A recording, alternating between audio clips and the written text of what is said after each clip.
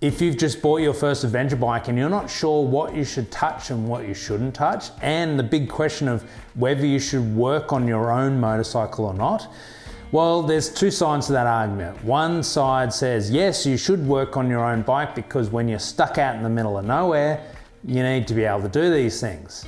The other side of the argument is that you can potentially make mistakes that can result in a mechanical failure that can get you hurt. So, what should you touch and what shouldn't you? First thing to talk about is consumables. These are the things that are going to wear, whether they're a fluid or they're a material.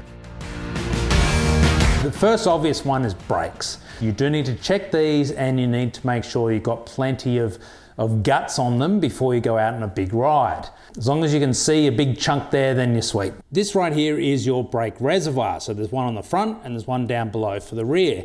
This controls your front brakes. It's hydraulic. It's essentially your brake lever is the pump and it pushes the fluid down to the caliper. Caliper squeezes on the disc. That stops your bike. So the fluid in here is what matters. So the level is what you're looking for. Before you do each ride, just check to see where it's at. Is there any fluid in there? And it should be between the min and the max levels. Brake fluid does absorb moisture, so you need to replace it. So somewhere between 12 and 24 months. If you live in an area that has lots of humidity, etc., probably worth doing more frequently. Really, for a beginner, all you really want to check is just make sure it's got something in there.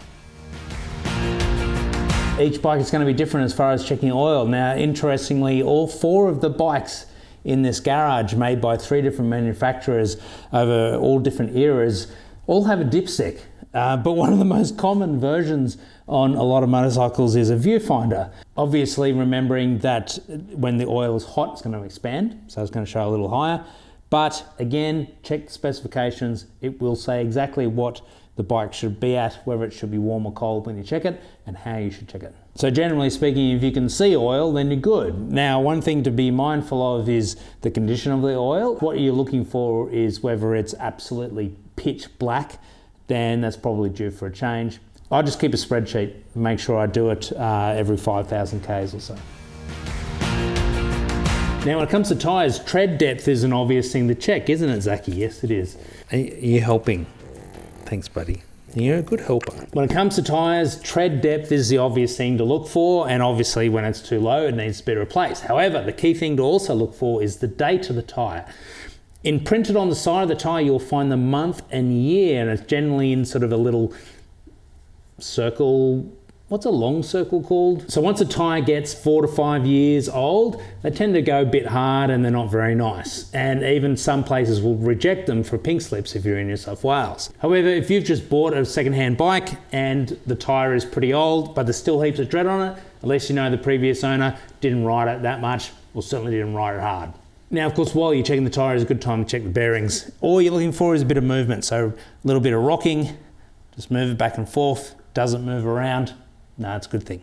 The other thing also to check when it comes to tyres, and this is probably something you do if you're not changing your own tyres and you're getting someone to do it for you, just remind them to check the push drive bushings. So inside here is 4 to 8 bushings depending on the setup, and they wear out. So they should be replaced pretty frequently. So if you are getting your tyre replaced, maybe buy some push drive bushings before you take them up to your tyre place and get them to do it at the same time. Now, your other consumable is an air filter, so they can differ from bike to bike as to where they are. So in most bikes, you'll find the air filter underneath the seat, usually around this area. However, being a BMW, it's a bit different because it's fancy. Each bike can vary on its difficulty in getting to the airbox itself, but generally you're going to find either a paper filter like this one, or if the previous owner is really cool, then you might have a uni filter like this one. These need to be washed, these need to be replaced. Generally, what you're looking for is just making sure it's not full of dirt. If you do lots of dirt and dusty riding, then you're going to need to replace it more frequently. Another thing to check too is get a bit of an understanding of how the air gets into the airbox. On this particular one, comes in through here and goes down. So anything that's on the other side of the filter, inside there shouldn't be any dirt or anything like that. So that's what you're looking for. Is there anything getting in there that shouldn't be? So every time I buy a new bike or a new car, I always buy the Haynes manual to go with it. The reason being is almost everything you do on a bike or a car as a mechanic is pretty similar in theory. However, there's always specifications that differ from one make and model. These manuals are fantastic for being able to find all those specifications, and also just read the instructions. You're not weak because you've read the instructions. They're not destructions, they're instructions. And there's usually some little gotchas in there that every manufacturer has that are worth knowing before you make a start on things. At the very least, torque settings are worthy of getting these books. Now, having said that, in these manuals, they will talk about things like valve clearances and the internals of suspension. As a newbie, they're probably things you shouldn't touch. As the saying goes, practice makes perfect. While you're in the garage and you've got the right tools and you've got a nice and easy area to work on and you don't have dirt, then this is a place to learn how to do these things. Now, another little tip is, as you're doing those things, take notice of what tools you're using and put those aside. They could make up your toolkit for when you're out on the road. A really good example is changing tubes. It is a good idea to give that a test before you need to do it out on the road. And just on tyres, Tyre Pressures, there is no unicorn tyre pressure. The number is gonna only be relevant to you. So find a number that works for you. But really the only thing, if you're a complete beginner, the only thing you need to remember, high speed, high pressures, low speed, low pressures. That's pretty much it. Now, having said that, all about doing these things yourself, getting help isn't cheating. If there's things you're unsure about and you're not confident about doing yourself, get someone to do it. It's also a good way to save some time, and it's also, even though I'm a fully qualified mechanic, I'll still get someone to do it for me every now and then to check over the bike. It's always a good idea to check your work and make sure that you haven't left the stuff up in there.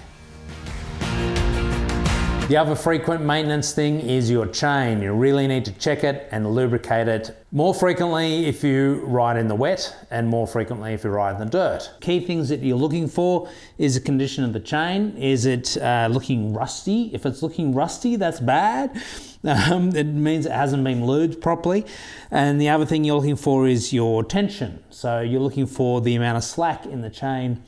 Too tight is probably worse than being too loose. Again, the manual will have a specification of where it should be at, but a quick feel to make sure it's not flopping around like crazy and it doesn't have too much tension on it is a good thing. There's plenty of videos out there telling you how to do it, so I'm not going to show you that. But one key thing to remember is that the chain will generally tighten if you're putting weight on the bike. So when you're sitting on it, if you can get someone else to just check it while you're sitting on it, making sure it's not tight, that's a good thing. So don't be afraid to do the work yourself. Just make sure you do know how to do it and be certain on that. Because when you're out on the trail, it's not the mechanic that's gonna get you home, it's gonna be you. So I hope that helps. I'll see you out there, hopefully not on the side of the road.